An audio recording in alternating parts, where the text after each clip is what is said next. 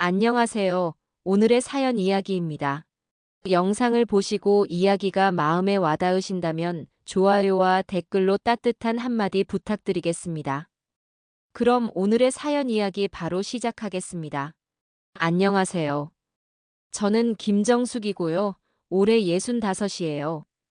젊었을 땐 작은 옷가게를 운영하며 누구보다 바쁘게 살았고 지금은 가게를 정리한 뒤 아들과 며느리와 함께 살고 있어요. 평생 일만 하다가 이제는 여유롭게 살 줄 알았는데 하루하루가 전쟁 같아요. 아들은 의젓하게 자라서 의사가 되었고 며느리는 병원에서 함께 일하다 만난 간호사였어요. 처음 며느리를 소개받았을 땐 세상에 이렇게 싹싹하고 예쁜 애가 있을까 싶었죠.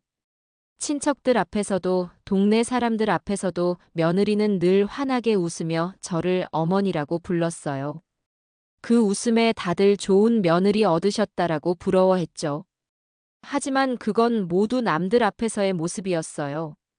현관문이 닫히고 집안에 둘만 남으면 그녀의 얼굴은 돌변했어요. 눈빛은 싸늘했고 말투는 날카로웠어요. 어머니, 제발 제 일에 간섭하지 마세요. 그 목소리는 칼날처럼 날카로웠고 저는 처음엔 그냥 예민한 거라 생각했어요. 하지만 시간이 지나면서 알게 되었어요. 그건 예민함이 아니라 저를 향한 무시였다는 걸요. 특히 아들이 있을 땐 태도가 또 달라졌어요. 아들 앞에서는 세상 다정하고 공손한 며느리로 변했죠. 어머니, 제가 반찬 해드릴게요. 어머니, 힘드실 텐데 제가 설거지할게요. 이렇게 말하며 저를 챙기는 척했어요. 하지만 아들이 출근하고 없을 땐 며느리는 손끝 하나 까딱하지 않았어요. 부엌일, 청소, 빨래. 모두 제 몫이었어요. 며느리는 소파에 앉아 휴대폰만 만지작거리며 눈길조차 주지 않았죠. 그날도 아침 식탁에서 일이 벌어졌어요. 저는 새벽부터 일어나 미역국을 끓였고 아들을 위해 밥상을 차려놨죠. 그런데 며느리가 식탁에 앉더니 얼굴을 찌푸리며 말했어요. 어머니, 매번 이런 국만 하세요? 다른 것도 좀 해보시면 안 돼요? 저는 순간 가슴이 철렁 내려앉았어요. 고생해서 준비한 마음은 한순간에 무너졌고 손이 덜덜 떨렸죠. 하지만 아들이 옆에 있었기에 며느리는 금세 환하게 웃으며 말했어요. 아, 제가 잘못 말했네요. 어머니가 끓여주신 국, 늘 감사해요. 아들은 그 말만 듣고 며느리를 칭찬했어요. 여보, 역시 어머니를 생각하는 마음이 깊네. 저는 더는 말을 잇지 못했어요. 속에서 치밀어 오르는 분노와 억울함을 꾹 삼켜야 했죠. 며느리의 두 얼굴은 아들에게만 감춰진 비밀이었으니까요. 저녁이 되어 아들이 당직으로 병원에 나간 날, 거실엔 며느리와 저 단둘만 남았어요. 저는 차를 마시며 TV를 보고 있었는데 며느리가 갑자기 제 앞에 와 서더니 차갑게 말했어요. 어머니, 앞으로 제 일에 끼어들지 마세요. 우리 부부 문제에 간섭하면 가만히 있지 않을 거예요. 그 말은 위협처럼 들렸어요. 저는 두 손을 꼭 쥐며 겨우 대답했어요. 나는 너네 행복을 바라는 마음뿐이야. 그런데 왜 이렇게 날적처럼 대하니? 며느리는 비웃듯 고개를 젓고 방으로 들어가 버렸어요. 텅 빈 거실에 앉아있던 저는 마치 세상에서 혼자가 된 기분이었어요. 아들조차 믿을 수 없는 상황 속에서 제 마음은 점점 무너져 내리고 있었죠. 며느리와 단둘이 남은 집안은 늘 숨이 막혔어요. 그녀는 아들 앞에서의 모습과 달리 저에게는 날선 말투와 싸늘한 태도를 숨기지 않았죠. 처음엔 저도 모른 척 넘겼어요. 하지만 그 시간이 길어질수록 제 마음은 점점 옥죄어 왔어요. 어느 날 아침이었어요. 저는 새벽부터 일어나 국을 끓이고 반찬을 준비했죠. 식탁 위엔 나름 정성껏 차린 음식들이 놓여 있었어요. 아들이 식탁에 앉자 며느리는 일부러 한숨을 쉬며 고개를 갸웃했어요. 여보, 오늘 반찬이 좀 짜네. 어머니께 말씀드려야겠다. 며느리가 말했어요. 아들은 젓가락을 내려놓으며 저를 바라봤어요. 엄마, 요즘 음식간이 왜 이렇게 세? 몸 생각해서라도 좀 담백하게 하셔야지. 그 순간 제 가슴은 철렁 내려앉았어요. 며느리가 짜다고 한 음식은 제가 미리 맛봤을 때 오히려 싱거웠거든요. 하지만 아들의 눈은 며느리에게만 향해 있었고 그녀의 말이 곧 진실이 되어버렸어요. 저는 억울함을 삼키며 조용히 대답했어요. 내 입엔 싱겁던데 너네 입맛에는 그럴 수도 있겠구나. 그러자 며느리는 아들 쪽으로 몸을 기울이며 고개를 끄덕였어요. 여보, 내가 봐도 어머니는 좀 고집이 있으셔. 내 말은 잘 안 들으셔. 아들은 씁쓸하게 웃으며 제게 말했죠. 엄마, 이제는 좀 며느리 말도 들어야 돼. 엄마만의 방식 고집하지 말고. 그 말은 칼날 같았어요. 저는 며느리의 두 얼굴을 너무나 잘 알고 있었지만 아들 앞에서는 언제나 제가 잘못하는 쪽으로만 비춰졌죠. 며칠 뒤 작은 사건이 또 벌어졌어요. 거실에서 청소기를 돌리던 제가 잠시 멈추고 소파 위 쿠션을 정리하고 있었는데 며느리가 방문을 열고 나와 눈살을 찌푸렸어요. 어머니, 제발 아침마다 시끄럽게 좀 하지 마세요. 전 야근하고 와서 이제 막 찼단 말이에요. 저는 황급히 사과했어요. 미안하다. 너가 자는 줄 몰랐구나. 그런데 마침 아들이 출근 준비를 마치고 나와 그 장면을 목격했어요. 며느리는 곧바로 태도를 바꾸며 아들에게 이렇게 말했죠. 여보, 내가 괜히 예민해서 그래.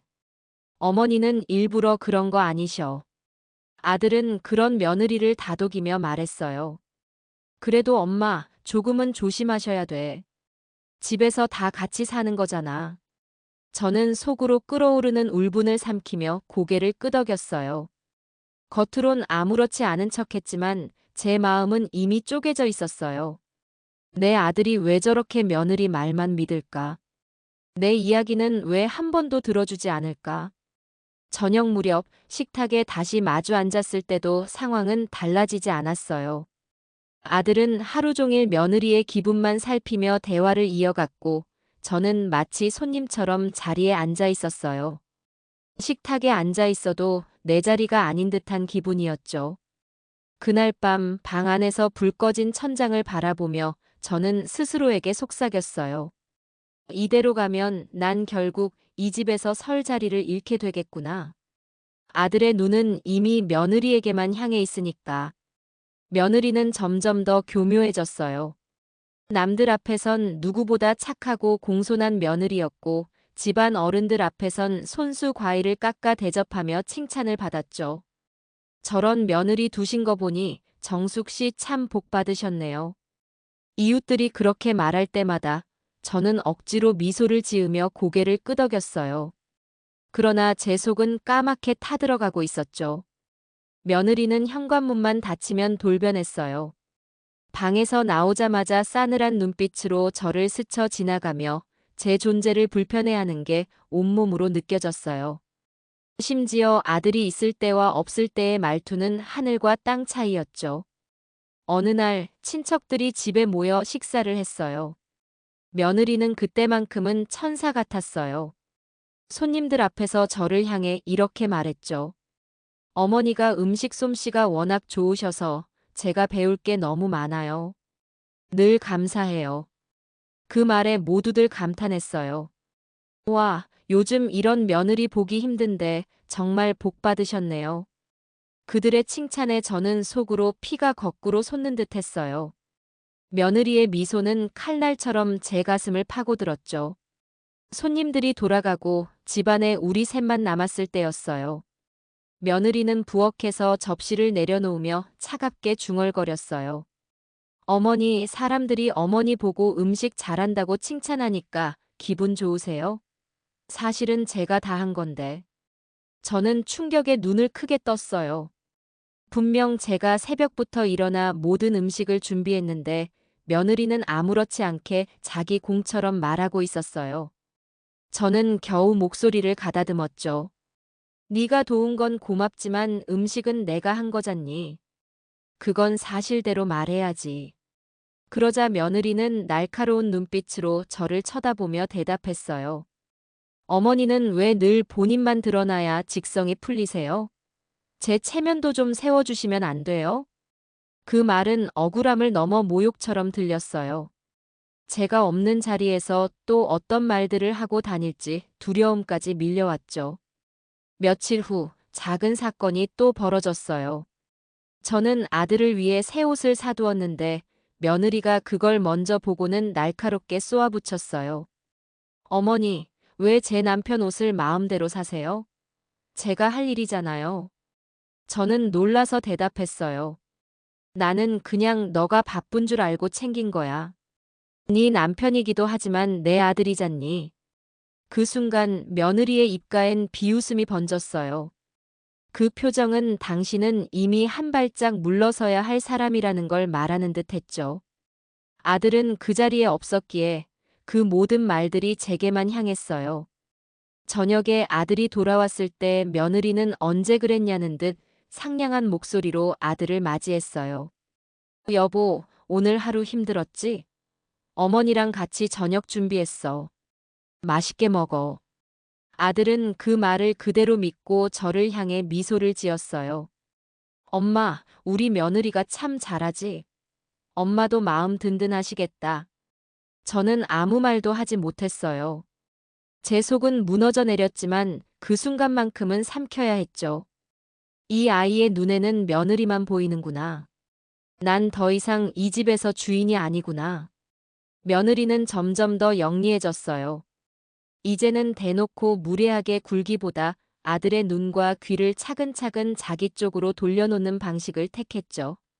며느리는 제가 하는 말을 조금씩 왜곡했고 아들에게 전달할 때는 전혀 다른 이야기가 되어 있곤 했어요. 어느 날 저녁, 저는 아들이 퇴근하길 기다리며 밥을 차려놓고 있었어요.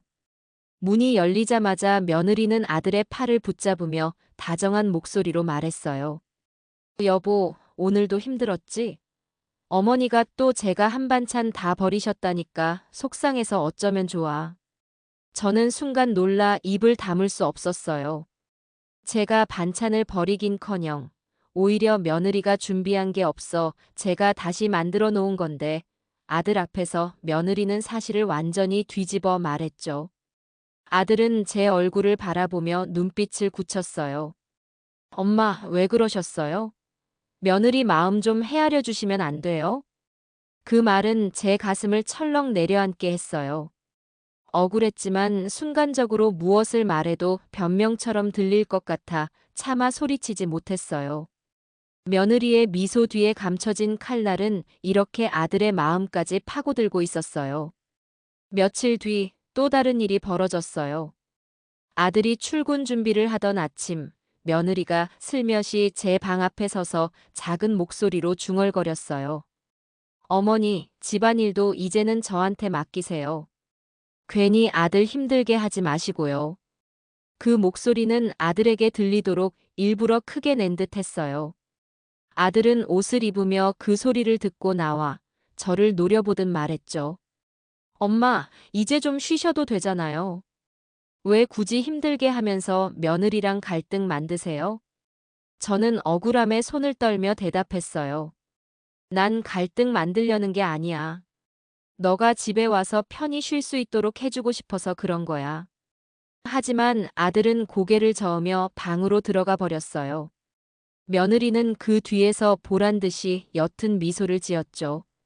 그 미소는 저를 무너뜨리기 위한 승리의 미소처럼 보였어요. 시간이 지날수록 아들의 시선은 점점 차가워졌어요.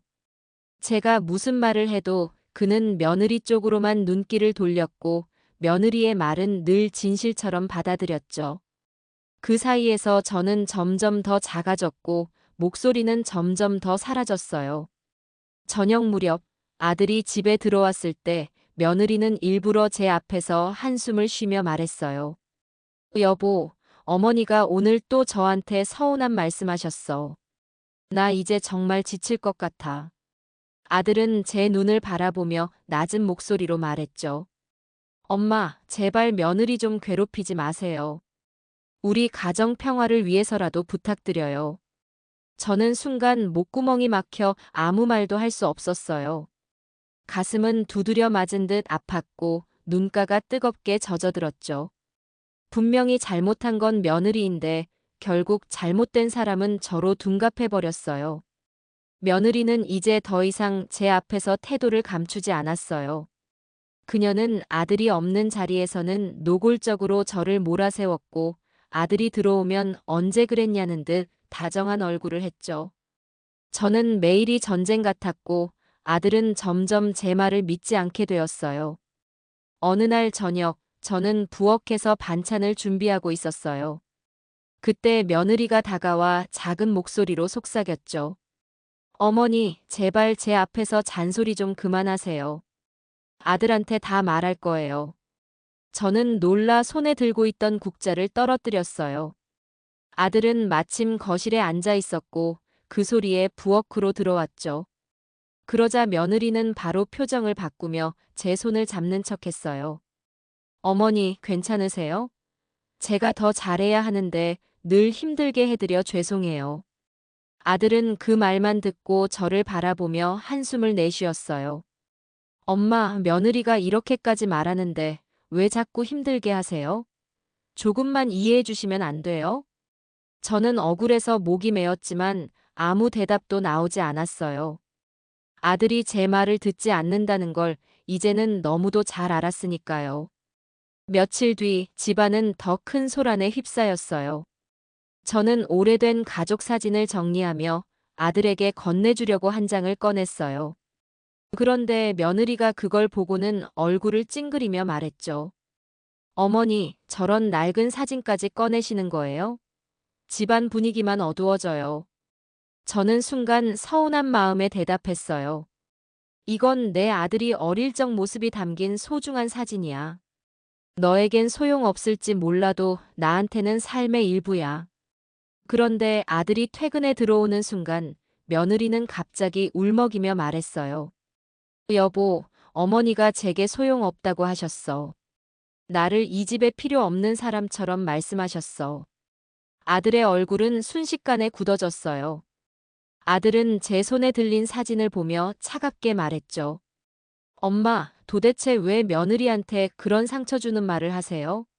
가족끼리 이러면 안 되잖아요.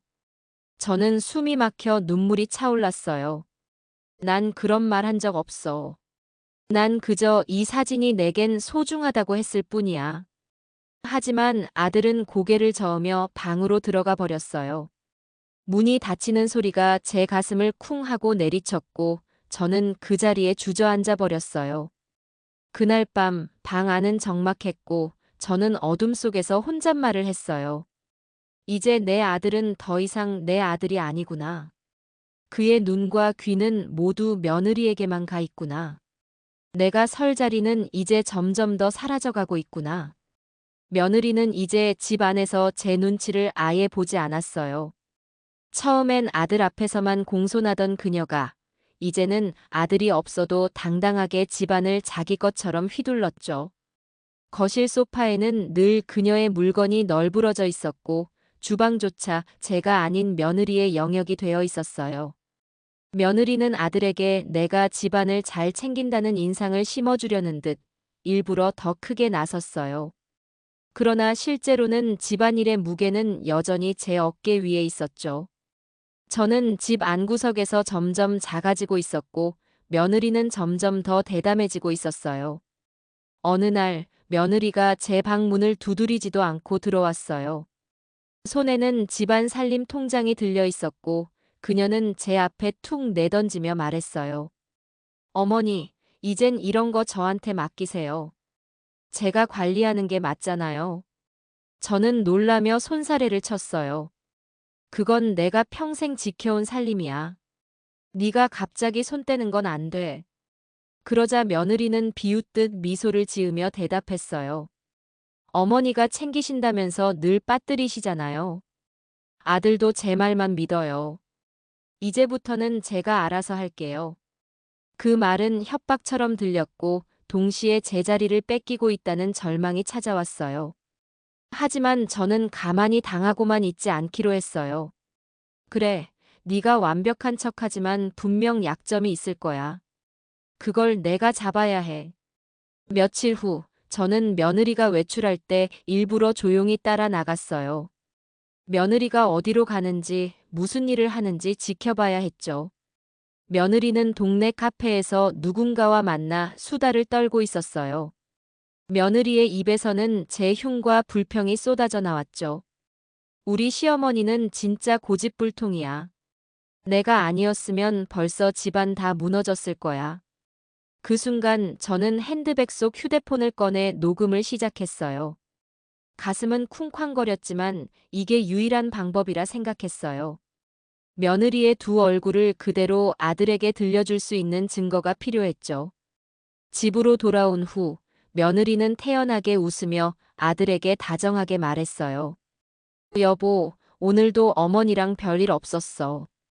점점 더 사이 좋아지는 것 같아.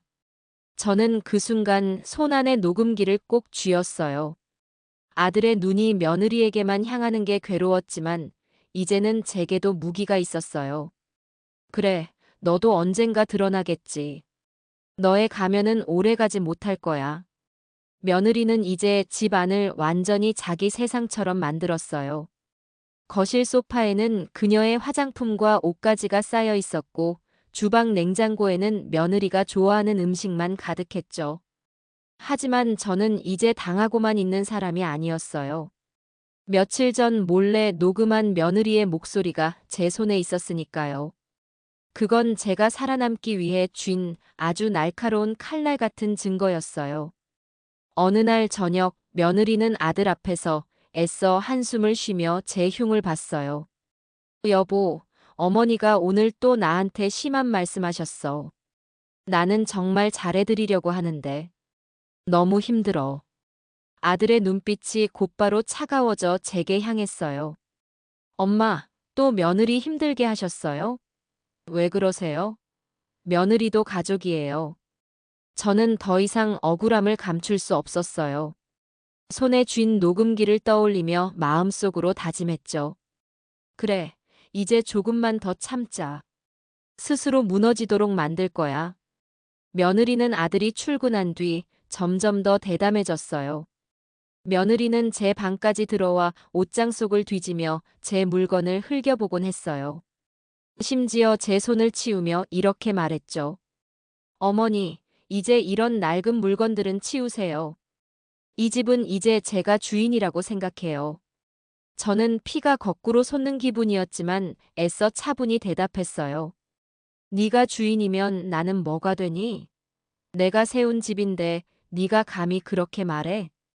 그녀는 비웃으며 고개를 돌렸어요. 그 순간 저는 확신했어요.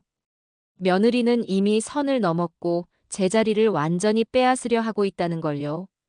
며칠 후 저는 일부러 며느리를 몰래 따라 나섰어요. 동네 카페에서 그녀가 친구와 만나 수다를 떠는 모습을 지켜봤어요. 며느리 입에서 나온 말은 충격적이었어요.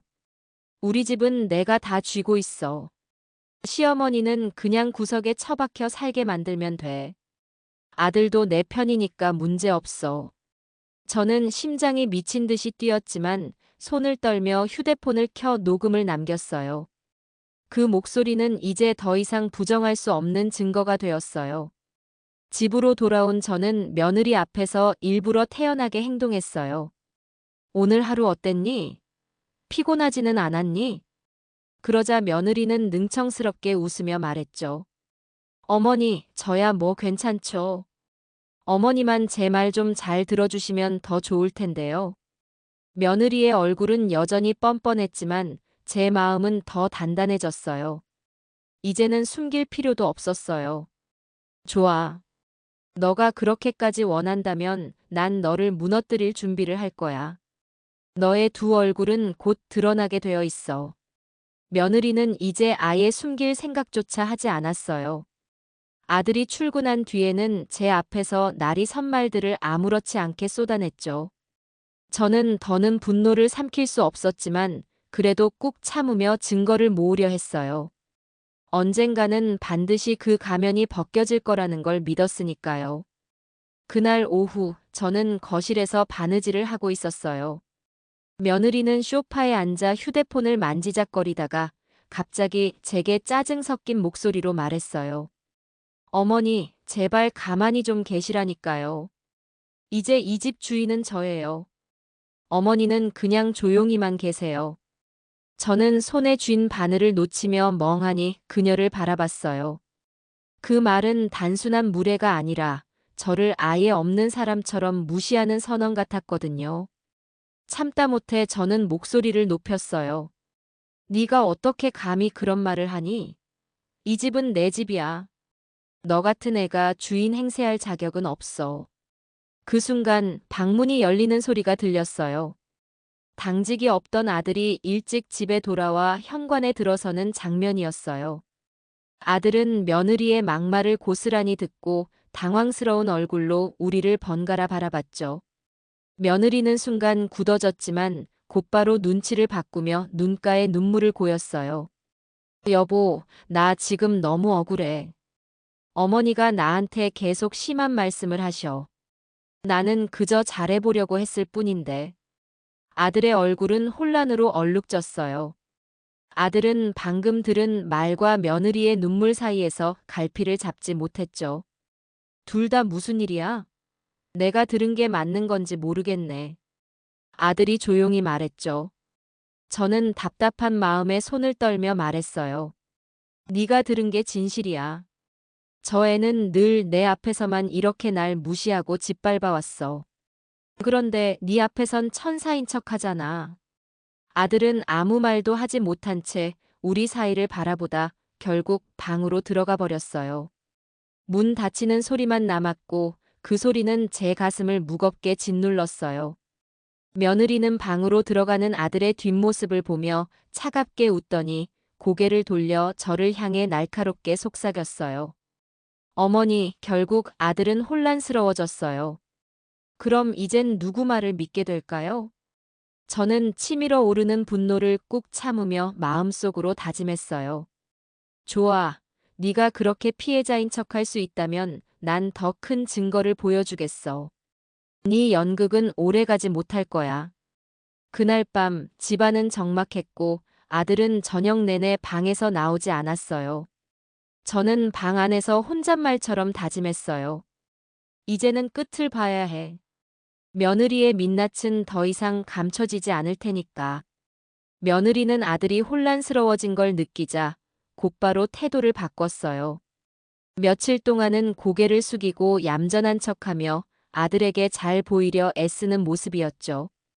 하지만 그건 겉모습일 뿐이었어요. 저와 단둘이 있을 때 그녀는 여전히 눈빛이 날카로웠고 이번에는 더 교묘해져 있었어요. 며느리는 아들의 신뢰를 되찾기 위해 오히려 저를 일부러 자극했어요. 사소한 말에도 트집을 잡았고 제가 무심코 한 행동도 비꼬며 부풀렸어요. 저는 속으로 이건 함정이다라는 걸 알면서도 매번 가슴이 덜컥 내려앉았어요. 어느 날 저녁 아들이 집에 돌아오기 전이었어요. 저는 저녁상을 차리고 있었는데 며느리가 다가와 접시를 탁 내려놓으며 말했어요. 어머니, 언제까지 이렇게 구식으로만 사실 거예요? 아들도 창피해할 거예요. 젊은 사람들 앞에서 괜히 나대지 좀 마세요. 저는 그 말에 손이 떨렸지만 애써 참고 조용히 대답했어요. 그게 무슨 구식이야? 나 그만 무시하고. 그런데 며느리는 제 말을 끊고 비웃으며 말했어요. 무시. 어머니가 혼자 예민한 거예요. 사실 당신 아들도 당신 때문에 힘들어하는 거 몰라요? 그 순간 제 가슴 속에서 억눌렀던 분노가 치밀어 올랐어요.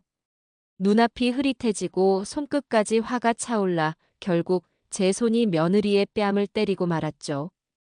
따기 소리가 거실에 크게 울렸고 그 순간 현관문이 열리며 아들이 들어왔습니다. 아들은 눈앞의 장면을 보고 그대로 굳어버렸어요. 며느리는 곧바로 얼굴을 감싸 쥐며 울먹이는 목소리로 말했어요. 여보, 나 아무 잘못 안 했는데 어머니가 갑자기 저를 때리셨어요. 아들의 얼굴이 일그러지며 제게로 향했어요. 엄마, 이게 뭐예요? 아무리 화가 나셔도 그렇지. 어떻게 며느리 얼굴을 때릴 수 있어요? 저는 당황해 손을 떨며 말했어요. 아니야, 너가 모르는 게 있어. 저 애가 일부러 나를 자극했어. 나를 무시하고 욕까지 했어. 하지만 아들의 눈에는 제 말이 닿지 않았어요. 아들은 이미 며느리의 눈물에 휩쓸려 있었고 제 해명은 공허한 소리로만 들렸죠. 며느리는 흐느끼며 아들의 품에 안겼고 아들은 제게 차갑게 등을 돌렸어요. 그날 밤 방 안에 홀로 앉아있던 저는 손바닥을 바라봤어요. 그 뺨을 때린 제 손은 아직도 뜨겁게 달아올라 있었어요. 억울함과 분노, 그리고 씻을 수 없는 후회가 한꺼번에 밀려왔죠. 이건 며느리의 함정이었어. 결국 내가 무너지는 모습을 아들이 보게 만든 거야. 며느리의 뺨을 때린 그날 이후 아들과의 관계는 더욱 멀어졌어요. 아들은 며느리의 눈물만 떠올렸고 저는 억울함 속에 갇혀야 했죠.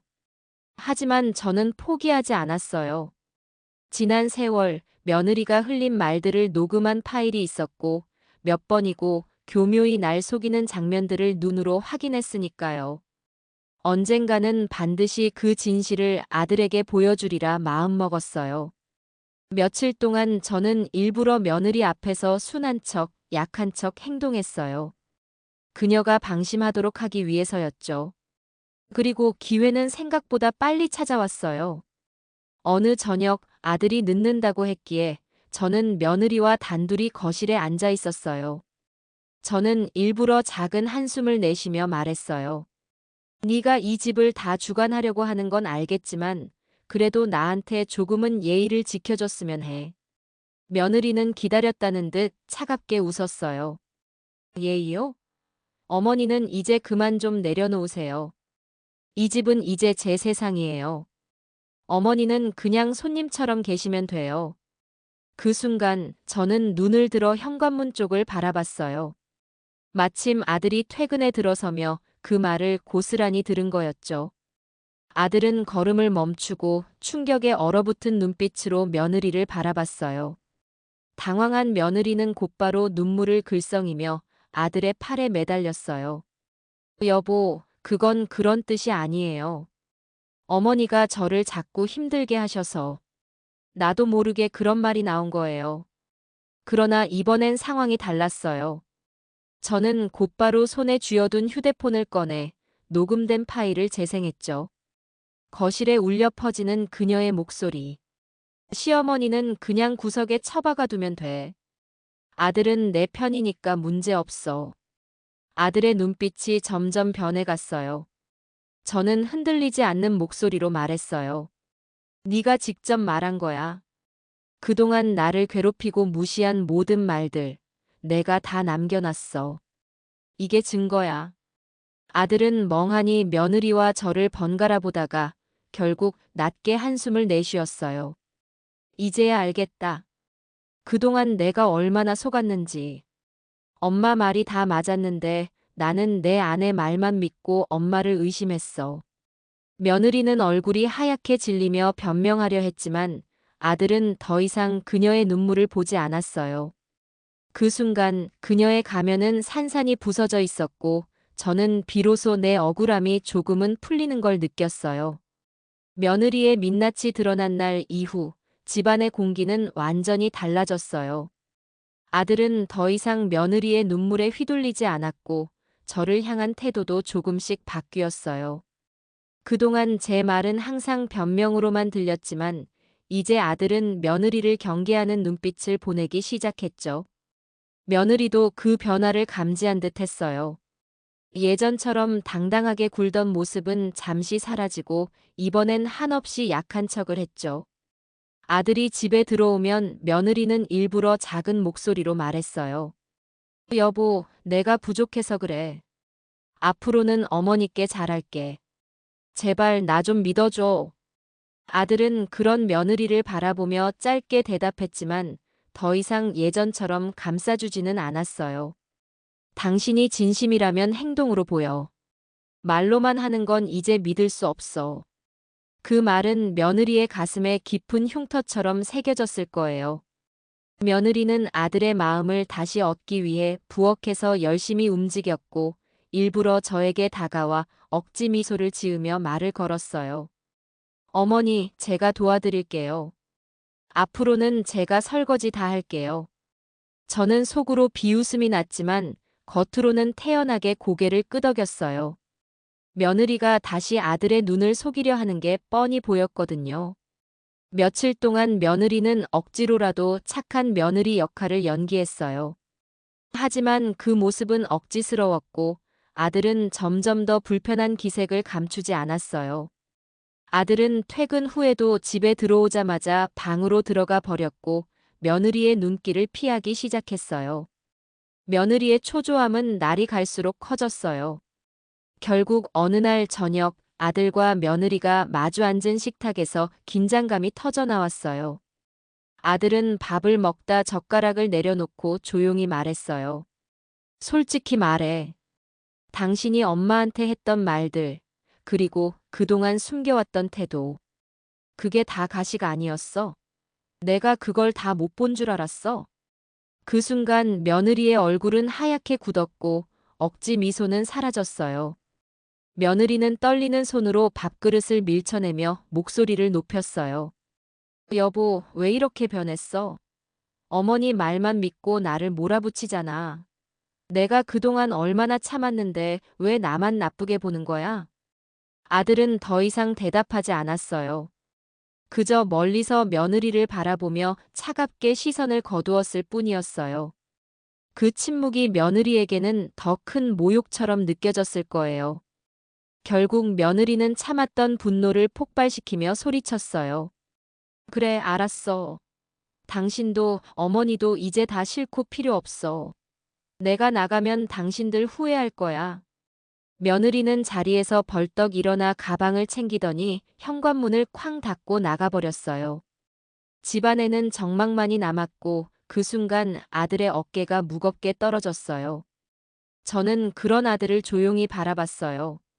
그동안 며느리에게 휘둘리며 저를 몰아세우던 아들이었지만 이제는 그도 진실을 알았고 스스로 큰 혼란에 빠져 있었어요. 그날 밤 저는 방에 앉아 오랫동안 잠을 이루지 못했어요. 이제 끝난 걸까? 아니면 또 다른 시작일까? 머릿속이 복잡했지만 하나는 분명했어요. 며느리의 가면은 완전히 벗겨졌고 아들은 이제 더 이상 예전의 아들이 아니었어요. 며느리가 가방을 챙겨 집을 나간 그날 밤 현관문이 쾅 닫히는 소리는 오랫동안 제 귀에 울렸어요. 거실엔 저와 아들만 남았고 공기는 얼음장처럼 차가웠죠. 아들은 한동안 아무 말 없이 멍하니 서 있다가 천천히 소파에 주저앉았어요. 저는 그를 바라보며 복잡한 마음을 억눌렀죠.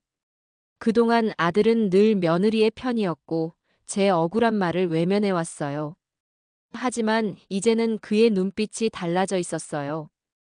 혼란과 후회, 그리고 미안함이 뒤섞여 있었죠. 그날 밤 아들은 마침내 제게 입을 열었어요. 엄마, 그동안 내가 많이 잘못했어요. 며느리 말만 믿고 엄마를 몰아세운 게 후회되네요. 저는 그의 목소리에서 진심을 느낄 수 있었지만 마음 한편은 여전히 무겁게 가라앉아 있었어요.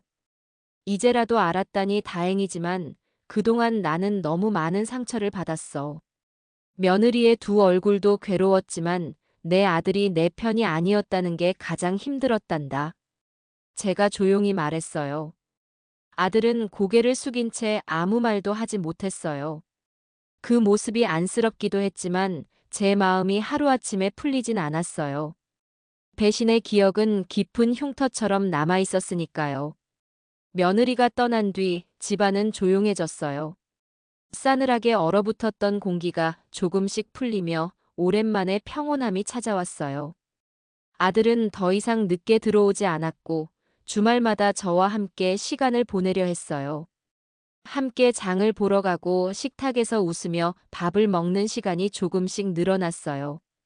하지만 그 평온함 속에서도 저는 늘 경계심을 놓지 않았어요. 언제든 또 다른 갈등이 찾아올 수 있다는 걸 이미 배웠으니까요. 며칠 후 며느리에게서 짧은 문자 한 통이 왔어요. 당분간 돌아가지 않을 거예요. 알아서 잘들 사세요. 차가운 문장이었지만 오히려 제 마음은 가벼워졌어요. 며느리가 없는 집에서 저는 비로소 제 자리를 되찾을 수 있었으니까요.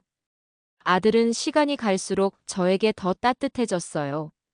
저녁 식탁에서 아들은 제 손을 잡으며 말했어요. 엄마, 이제 다시는 엄마 혼자 서운하게 하지 않을게요. 앞으로는 엄마 말씀부터 귀 기울일게요. 저는 잠시 눈물이 고였지만 차분히 고개를 끄덕이며 대답했어요. 그래, 다시 예전처럼 지내자. 하지만 잊지 마라. 가족이라도 마음을 닫으면 남보다 더 멀어질 수 있다는 걸. 그날 밤 오랜만에 웃음소리가 집안에 퍼졌어요. 짧은 웃음이었지만 그 안에는 서로를 향한 진심이 담겨 있었어요. 저는 그때 느꼈어요.